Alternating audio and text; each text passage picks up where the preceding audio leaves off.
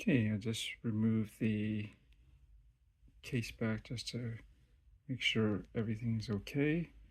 Um, doesn't look like there's any problem with the movement, so as I can tell. I might clean up this edge here. There's a little bit of, I don't know, so we can zoom in there. Just a little bit of, I don't know, I don't think it's rust, but there's something there. So I just want to clean up. Other than that, the rest of it looks pretty clean. So yeah, okay, good. Just wanted to make sure of this.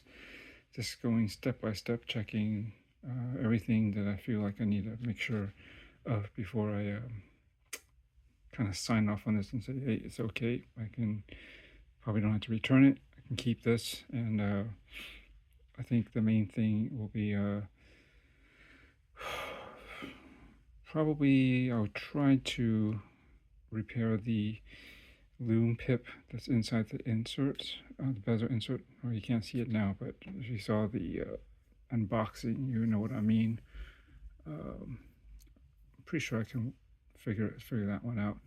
If not, maybe get a replacement. And then the other thing is maybe would be just to slightly realign the bezel insert to be a little bit more aligned. And then after that, everything should be good.